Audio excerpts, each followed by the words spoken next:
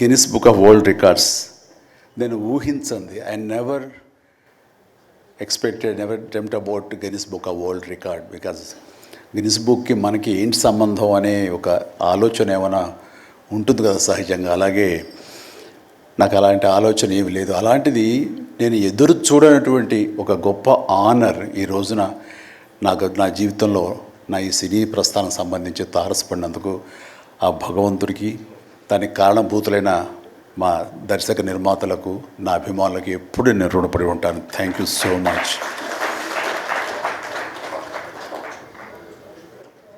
నాకు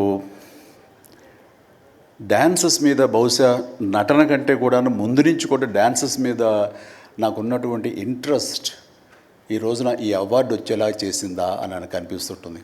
ఎందుకంటే ముందు నటనకి శ్రీకారం చుట్టే కంటే, ఓనమాలు దిద్దుకునే దానికంటే నేను ఫస్ట్ డ్యాన్స్కి నేను ఓనమాలు దిద్దానేమో అనిపిస్తుంటుంది.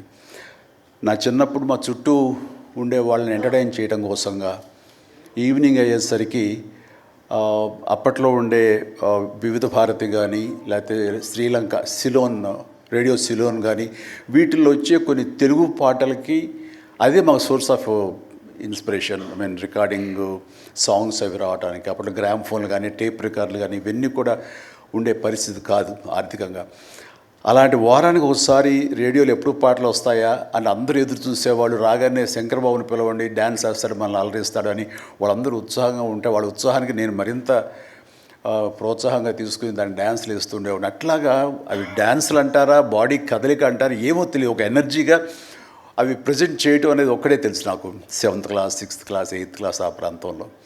ఆ తర్వాత ఎన్సీసీలో చేరిన తర్వాత ఈవినింగ్ క్యాంప్ ఫైర్ టైంలో అందరూ ఎర్లీగా భోజనాలు కానిచ్చిన తర్వాత తిన్న 70 ప్లేట్లు మన అల్యూమినియం ప్లేట్స్, వాటిని తిరగేసి దరువులుగా డప్పులుగా వాయించుకుంటూ అప్పుడు కూడా డ్యాన్స్ వేస్తూ అందరిని ఎంటర్టైన్ చేస్తూ ఉండేవాడిని. ఆ రకంగా డ్యాన్స్ అనేది నాకు ఇష్టమైనటువంటి ఒక నా అంతర్భాగం అయిపోయింది.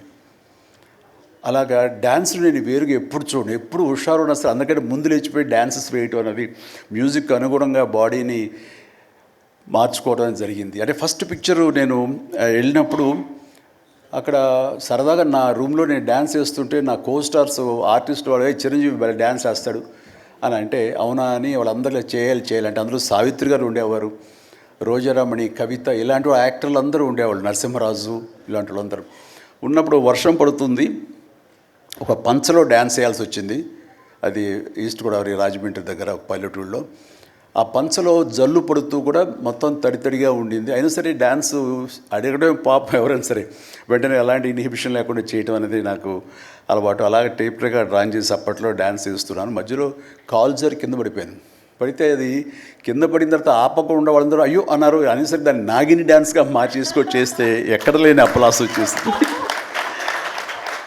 సో అక్కడ చూసేటంటే ఒక కో డైరెక్టరు రాఘవేంద్రరావు గారు, సారీ మన క్రాంతి కుమార్ గారికి చెప్పడం, ప్రాణం ఖరీదులు వాళ్ళు బుక్ చేసినప్పుడు, అబ్బాయి భలే డ్యాన్స్ వేస్తాడు, భలే ఉంటే డ్యాన్స్ అని అవునంటూ నా క్యారెక్టర్కి అంతకుముందు ఎప్పుడూ ఒక డ్యాన్స్ అనేది ఊహించుకోలేదు. సాంగ్ డ్యూయట్ సాంగ్ అని ఊహించుకొని వాళ్ళు ఒక ఎందుకు పెట్టకూడదు సాంగ్ అని చెప్పి నాకు ఆ సాంగ్ సిచ్యువేషన్ క్రియేట్ చేసి ఏలియల్లో ఎందాక అనే ఒక సాంగ్, అండ్ ఆ సాంగ్ నేను వేస్తే దాన్ని స్టెప్స్ అది చేసుకుంటే ఫస్ట్ టైం ఒక యాక్టర్గా నేను స్క్రీన్ మీద డ్యాన్స్ చేస్తూ కనిపించింది. అది దానికంటే ముందు మన ప్రాణం ఖరీదు, సారీ పునాది రాళ్ళలో కూడా అలాగే ఫ్రెండ్స్ మధ్య డ్యాన్స్ వేస్తూ నేనే సెంటర్ ఆఫ్ అట్రాక్షన్గా ఉంటూ చేశాను. అలాగా నా డ్యాన్స్ స్కిల్ అన్నది ఎక్స్ట్రాగా నాకు ఒక బెనిఫిట్ అయ్యింది, నాకు ఎక్స్ట్రాగా అది ఉపయోగపడింది. తర్వాత అరవింద్ గారికి, జయకృష్ణ ఇలాంటి వాళ్ళందరికీ కూడా తెలుసు. అండ్ లింగమూర్తి గారు ఉండేవారు.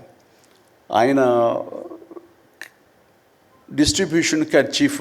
అప్పట్లో ఆయన రాగానే ఆయన ఏ ప్రొడ్యూసర్స్ని పిలుస్తారు, ఎవరి కథ ఓకే అంటారు, ఎవరికి డబ్బులు శాంక్షన్ చేస్తారని డిస్ట్రిబ్యూటర్స్ మీద ఆధారపడే రోజులు నిర్మాతలు. అలాంటి సమయంలో వేరు నాకంటే సీనియర్ హీరోస్, పెద్ద హీరోస్ ఎవరితోటో కథలు అనుకుంటుండగా ఆ చిరంజీవి అని అతను కొత్తగా వస్తాడుగా, అతనితో పెట్టి చేస్తే మీకు ఇంత డబ్బుగా ఇస్తాను, లేదంటే మామూలు అయితే కనుక దాన్ని లిమిటెడ్గా ఇంతే ఇస్తాను అనేసరికి డబ్బు ఎక్కువ ఇస్తానంటున్నారు అంటూ ఆయన లింగమూర్తి గారు నన్ను రికమెండ్ చేసేసరికి నా వైపే అందరూ కలిసి ఇతనే పెట్టుకుందాం అనేవాళ్ళు. అతను ఏంటంటే ప్రజానాడి, ఆడియన్స్ ఏమనుకుంటున్నారు, ఆడియన్స్ ఇతను సాంగ్స్ కోసంగా పదే సినిమాలకు వస్తున్నారు, ఇలాంటి వాడితో సినిమాలు తీస్తే మనకి 4 డబ్బులు వస్తాయి కదా, కమర్షియల్గా వైబుల్గా ఉంటుందని ఉద్దేశంతో ఆయన ఆ రకంగా అప్పట్లో నా ప్రొడ్యూసర్తో అనడం, అండ్ వాళ్ళు కూడా నన్ను ఆప్ చేయటం నాకు ఆ రకంగా డ్యాన్సెస్ అనేది ఒక ఎడ్జ్ని తీసుకొచ్చింది. ఆ తర్వాత నా నిర్మాతలు కానీ, నా ప్రొడ్యూసర్స్ కానీ, నా మ్యూజిక్ డైరెక్టర్స్ కానీ, నా కోరియోగ్రాఫర్స్ కానీ వీళ్ళు నా సాంగ్స్ అనేసరికి ప్రత్యేకమైన శ్రద్ధ పెట్టేవాళ్ళు. అంటే మ్యూజిక్ పరంగా కానీ, బీజిఎమ్స్ పరంగా కానీ సాంగ్స్ అనేవి ఖచ్చితంగా ఉండాలని. దత్తు గారితో నాకు ఎప్పుడు దెబ్బలాటే. ఎందుకంటే 6 సాంగ్స్ ఉండాలేమో బాస్ మనకు అనేవారైనా. లేదు 5 చాలండి, 6వ సాంగ్ ఎప్పుడు కథకి గొడవ అడ్డుపడిపోతుందంటే, లేదు బాస్ బాస్ బాస్ బాస్ అది మీరు అనకండి, ఏ హీరో అయితే ఏమో కానీ మీరైతే మొత్తం 6 సాంగ్స్ ఉండాలి బాస్ అని ఆయన అంటాం. సో 6వ సాంగ్ని ఏదో రకంగా ఒప్పించడం. అలాగే అల్లు అరవింద్ గారు లాస్ట్కి వచ్చేసరికి అత్తగేముడు అమ్మాయి 3 సాంగే సిచ్యువేషన్ లేదు అక్కడ. అలాంటి చోట ఒక డబ్బు మీద ఒక సాంగ్ను ఆయన క్రియేట్ చేసుకుని అప్పుడు డైరెక్టర్ గారితో కోదండరామరెడ్డి గారు వీళ్ళందరూ కలిపి అనుకుని అత్తగేముడు అమ్మాయికి మొగుల్లో ఒక సాంగ్ను బలవంతంగా పెట్టాడు అక్కడ. ఆ టైంకి అది బలవంతంగా ఉంటుంది, కథ డిస్టర్బెన్స్ ఉంటుంది, కానీ సాంగ్స్ ఒక ఎడ్జి తీసుకుంటాయి. సాంగ్స్కి స్పెషల్ ఆడియన్స్ ఉన్నారు. ఆ ఆడియన్స్ సాంగ్స్ మళ్ళీ రిపీట్ చేసేవాళ్ళు. అప్పట్లో ప్రొజెక్టర్ ఆఫ్ చేసి మళ్ళీ రీప్లే చేసేవాళ్ళు. ఆ రకంగా సాంగ్స్ యొక్క ప్రత్యేకత నా జీవితంలో, నా సినీ కెరీర్లో, నా యొక్క విజయ పరంపరలో అది ఒక అంతర్భాగం అయిపోయింది. ఆ రకంగా సాంగ్స్ అనేది ఏదో సరదాగా హాబీగా చిన్నప్పుడు మొదలుపెట్టింది. అది ఈ రోజు వరకు నాకు విపరీతమైన ఫ్యాన్స్ని తీసుకొచ్చి డ్యాన్సెస్ అంటే చిరంజీవి చేయాలి అన్నంత పేరు తీసుకొచ్చి నాకు ఈ రోజు ఇదిగో ఈ Guinness book of world records నాకు తీసుకొచ్చేలాగా చేసింది. సో ఇది నిజంగా అనూహ్యమైంది. ఏదో నటనకు వస్తుంది అన్నారు, వస్తుంది. అలాగే పర్సనాలిటీకి, మన సీనియారిటీకి అవార్డ్స్ వస్తాయి అనుకున్నా వస్తున్నాయి, అన్నీ అవుతున్నాయి. ఇంక ఎందుకు వస్తాయి, ఏమన్నా వస్తాయి అనుకుంటే కనుక ఈ రూపంలో వచ్చింది. ఈ రకంగా నన్ను వరిస్తుంది అనుకోలే. అది కాకుండా Guinness book of world records అన్నది. So first of all thank you so much mister Richard. You have come all the way to give me this honour in the name of prolific dancer, actor of Indian screen. Thank you so much. Thank you.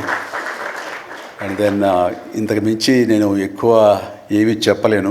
But నా యొక్క ఈ విజయ పరంపరలో నేను కొనసాగడానికి నాకు ముందు నుంచి దోహదపడుతున్న నా నిర్మాతలకి, నా తోటి నటీనటులకు, నా టెక్నీషియన్స్కి, నా డైరెక్టర్స్కి, ప్రతి ఒక్కరికి హృదయపూర్వక ధన్యవాదాలు మరొకసారి తెలియజేసుకుంటూ ప్రతి ఒక్కరికి నా అభినందనలు